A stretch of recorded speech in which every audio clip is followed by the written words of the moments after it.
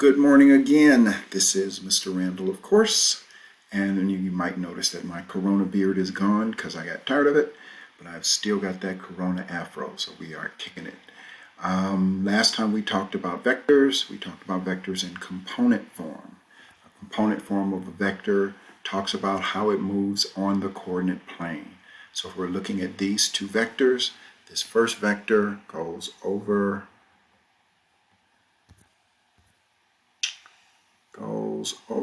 and it goes up, goes over 1, 2, 3, 4, 5, 6, 7, 8, 9, and goes up 1, 2, 3, 4, 5, 6, 7, 8, 9, 10, 11.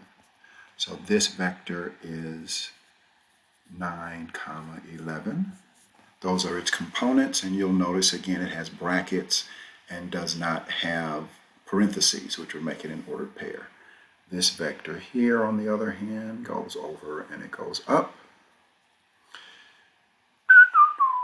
It goes over 1, 2, 3, 4, 5, 6, 7, 8, 9, 10. It goes up 1, 2, 3, 4, 5, 6. So this vector here is 10, 6. We said that we could get the magnitude of those vectors by using the Pythagorean theorem. We could also add the vectors by adding the components. So the resultant from adding those two vectors would be over 19 and up 17. Those are the things we said we could do, but I don't want to focus on that. I need to focus on the other side in this video. And the other side is finding the direction.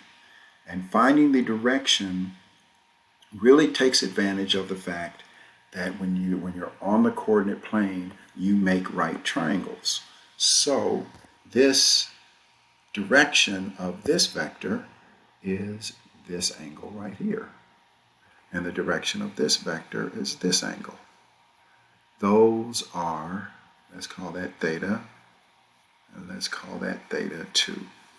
Those are our directions. So we want to figure out those, and we figure out those because we know SOHCAHTOA. Sine is opposite over hypotenuse, cosine is adjacent over hypotenuse, and tangent is opposite over adjacent. And in these particular triangles, we have, if this is theta, we have the opposite and we have the adjacent, so we want to use tangent in order to find the direction. We know that for this angle, the tangent of theta, let's go black, the tangent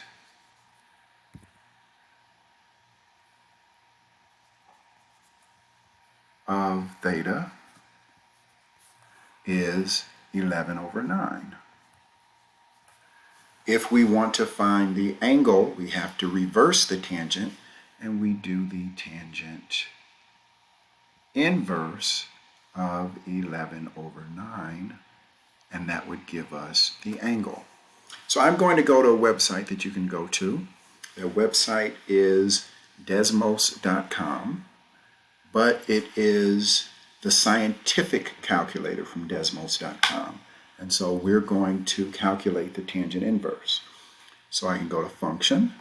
It gives me tangent inverse. I'll go back to the main. It's going to be, I'm going to move myself over, 11 over, oh, I messed that up, so let's backspace. Go inside there and put 11 over 9. And when I do that, it gives me the angle. The angle is 50.7 degrees. So this angle is 50.7 degrees. That is theta. By the same token, we could do the same thing here. We would take the tangent inverse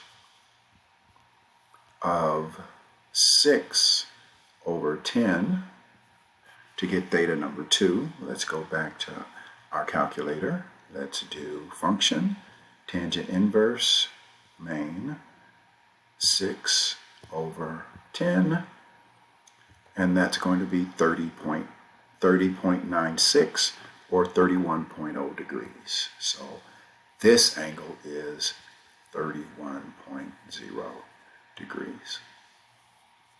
Okay, so that's the basic way to find the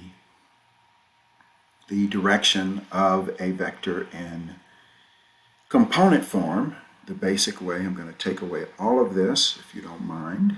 I am going to erase everything, Control A, since you can rewind and take notes. I'm going to say the way that you find the direction of an angle in component form, direction of a vector in component form, is you take the tangent inverse of y over x, and that will give you the direction.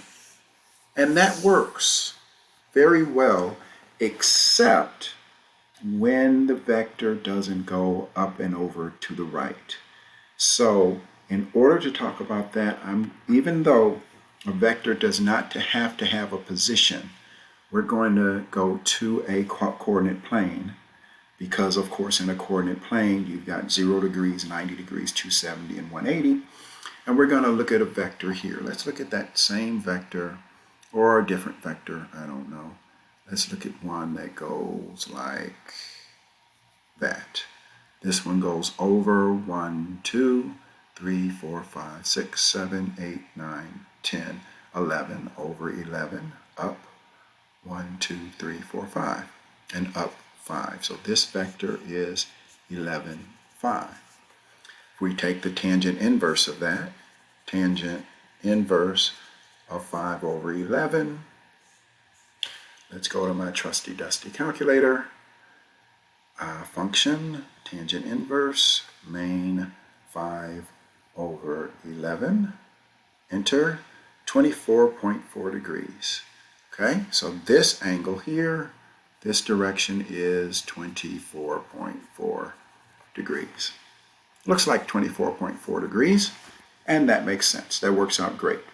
Okay, but what happens, let's clear this and look at something a little bit different. Let's take all of that off. What happens if I have a vector that goes here? This vector goes 1, 2, 3, 4, 5, 6, 7, 8, -8, and then it goes up 2. If I take the tangent inverse of -8, 2, tangent inverse of 2 over -8, y over x, let's see what I get. Go back here. Function, tangent inverse, 2 over -8, enter. I get -14.0 degrees. Well, that doesn't help me, because -14.0 degrees would be here, right? That would be -14 degrees. So what is it actually giving me? The tangent inverse has given me the angle of the right triangle, but in this case, the right triangle is here. So the tangent inverse has given me this angle. So this angle is 14 degrees. Now, why is that a problem? Well, the direction angle is not that angle. The direction angle is this angle here. So how would we get that? What we have to go back to is what we did in September when we dealt with reference angles. The tangent inverse, what you have to be really careful about, the tangent inverse gives you the reference angle. It doesn't give you the actual angle unless you're in the first quadrant. So if with a reference angle of 14 degrees in the second quadrant, the angle would be 180 minus 14, which would be 166 degrees. So this angle is 166 degrees. Okay, let's try again. Let's do a different one. I'm going to clear all of this again.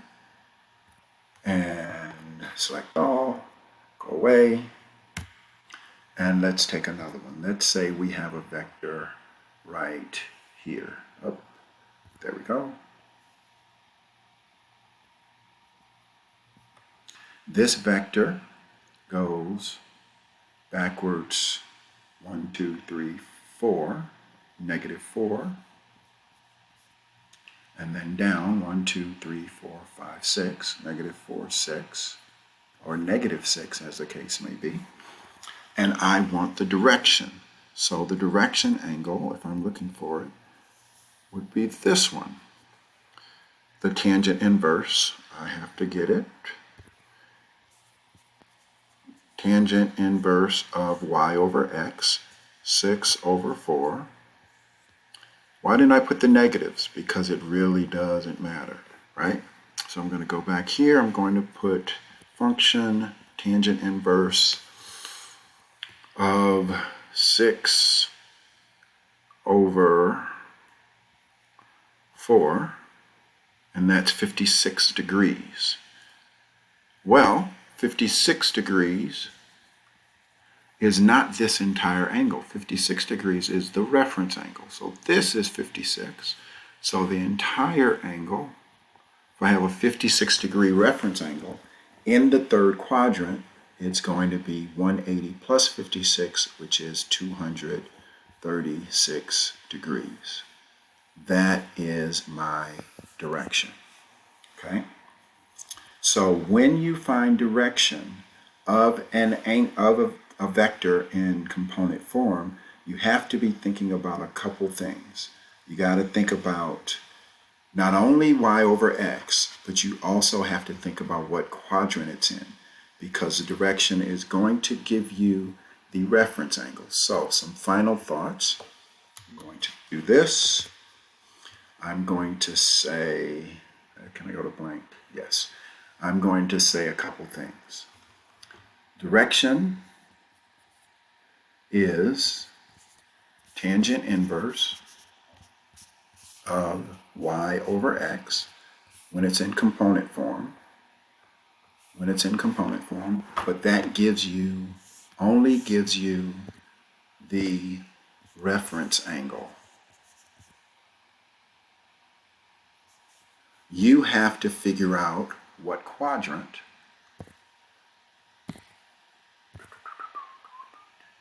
you have to figure out the quadrant in order to figure out the angle. The quadrant will tell you what angle. If it's the first quadrant, it actually is the reference angle. If it's the second quadrant, it's 180 minus the reference angle. If it's the third quadrant, it's 180 plus the reference angle. And if it's the fourth quadrant, it's 360 minus the reference angle. Okay? If you can hold on to all of that, you can now get angle, you can get the direction, you can get the components. All of that you can get from component form. Having said that, this thus endeth the lesson.